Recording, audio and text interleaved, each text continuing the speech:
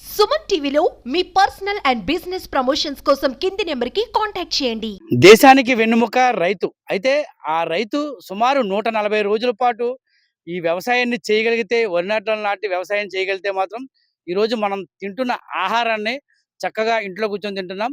అయితే ఆ రైతు తన వ్యవసాయ పొలంలో దుక్కు దున్నడం మొదలెట్టిన కానించి పంట చేతికి వచ్చే వరకు కూడా అనేక కష్టాలైతే పడుతూ ఉంటాడు.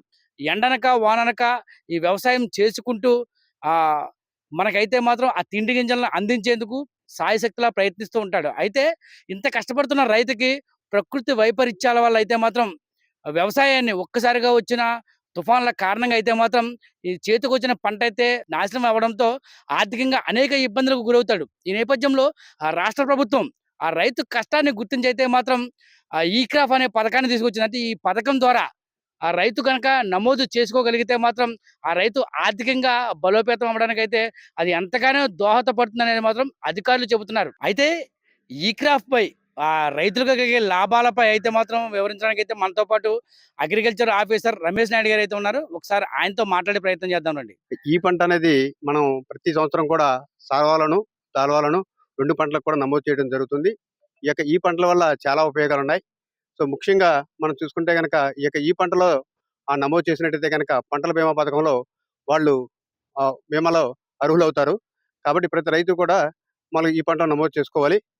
తర్వాత ముఖ్యంగా చూసుకున్నట్టయితే గనక ధాన్యం కొనుగోలు కేంద్రంలో తన తను పండించిన ధాన్యాన్ని అమ్ముకోవాలంటే గనక ఖచ్చితంగా ఈ పంటలో కూడా నమోదు చేసుకోవాలి. ఇంకా నెక్స్ట్ ఇంకోటి చూసుకుంటే గనక మన ఈ పంటలో నమోదు చేసుకున్నట్టయితే వాళ్ళకి పంట రుణాలొస్తాయి. అదేవిధంగా వాళ్ళకి వడ్డీ లేని రుణాలు కూడా, అంటే ఎటువంటి వడ్డీ కూడా లేకుండా వాళ్ళకి రుణాలనేది ఇవ్వడం జరుగుతుంది. సో, ఖచ్చితంగా ఈ పంటలో నమోదు చేసుకునే వాళ్ళను. అదేవిధంగా మనకి అన్నదాత సుఖీభవ అని చెప్పని మన పథకం ద్వారా రైతులకి పెట్టుబడి రాయితీగా వాళ్ళకి సొమ్ము ఇవ్వబడుతుంది. దాంట్లో వాళ్ళకి లబ్ధి రావాలన్నా కూడా నెక్స్ట్ ఈ పంటలో అనేది ఖచ్చితంగా నమోదు చేసుకోవాలి. మనకి ఈ పంట వలన గ్రామంలో ఏ పంట ఎంత అనేది సాగుతున్నది ప్రతి ఒక్కరికి కూడా తెలుస్తుంది. అందరూ కూడా డ్రాప్ డౌన్ బాక్స్‌లో అందరూ కూడా చూసుకోవచ్చు. డాష్‌బోర్డ్‌లో అందరూ చూసుకోవచ్చు. ఇదే విధంగా ఈ యొక్క డేటా అంతా కూడా స్టేట్ సర్వర్‌కి అప్‌లోడ్ అవుతుంది. సో, ఈ మన గ్రామంలో ఎంత వరి సాగుంది, ఎంత పత్తి వేశారు, ఇయన్నీ విషయాలన్నీ కూడా మనకి ఖచ్చితత్వం అనేది వస్తుంది ఈ పంట వలన. దీనివల్ల చాలా ఉపయోగాలు ఉంటాయండి. నెక్స్ట్ వ్యవసాయ పనిముట్లు రాయితీ మీద కావాలన్నా కూడా గానీ ఖచ్చితంగా ఈ పంటలో అనేది నమోదు అనేది ఖచ్చితంగా ఉండాలండి. అసలు ఏ విధంగా నమోదు చేసుకోవాలంటే చాలా మంది రైతులు వ్యవసాయం చేస్తున్నారు. అనేక రకాల పంటలు వేస్తున్నారు. ఏ పంటలకు ఈ క్రాప్ లో వాళ్ళు అర్హులవుతారు? అసలు ఏ విధంగా నమోదు చేసుకోవాలి? రైతులన్నా మీ దగ్గరికి రావాలా? లేకపోతే మీ సిబ్బంది ఏమైనా రైతుల దగ్గరికి వెళ్ళి ఈ క్రాప్ నమోదు ఏమైనా చేస్తారా? రైతులు ఈ పంట అనేది మనం అన్ని పంటలకు కూడా నమోదు చేయడం జరుగుతుందండి. సో, రైతులు మనం ముందు రోజు మా యొక్క వ్యవసాయ సహాయ మా యొక్క గ్రామ వ్యవసాయ సహాయకులు ఉన్నారు. వాళ్ళు ముందు రోజు అంటే ఏ దొడ్లో అయితే వెళ్తారో ఈ క్రాప్ చేస్తారో అది ముందుగా రైతులకు చెప్తారు. సో, ఆ రైతు అక్కడుండి తన బాధ్యతగా ప్రతి రైతు కూడా నమోదు చేసుకోవాలి. రైతు ఈ క్రాప్ నమోదు చేసుకోకపోతే ఒకవేళ మిస్ అయితే కనుక ఏం చేయాలి? ఆ రైతు ఏ విధంగా ఈ క్రాప్ నమోదు చేయించుకోవాలంటారు?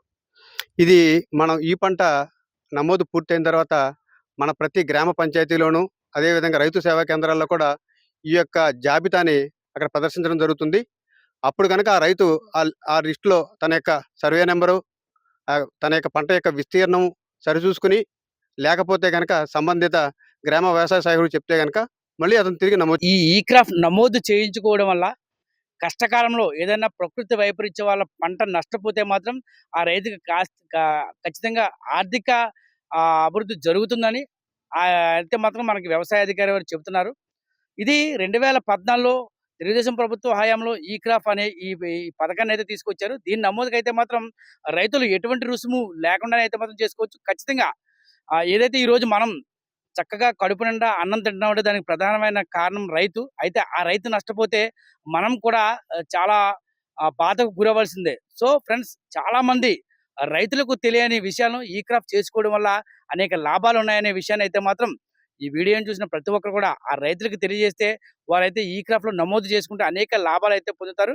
ప్రధానంగా వడ్డీ లేని రుణాలు పొందాలన్న రైతులు, అలాగే అన్నదాత సుఖీభవ వృత్తిని పొందాలన్నా, పెట్టుబడి రాయితీ కావాలన్నా, వ్యవసాయ పనిముట్లకు ప్రధానంగా ఎటువంటి సబ్సిడీ కావాలన్నా సరే ఈ క్రాప్ లో ఖచ్చితంగా రైతు అయితే నమోదు కావాలని అయితే అధికారులు చెప్తున్నారు. సో ఈ విషయాన్ని రైతులందరూ గ్రహించి అయితే మాత్రం ఈ క్రాప్ నమోదు ప్రక్రియను వెంటనే చేసుకోవాలని అయితే మాత్రం అధికారులు కోరుతున్నారు.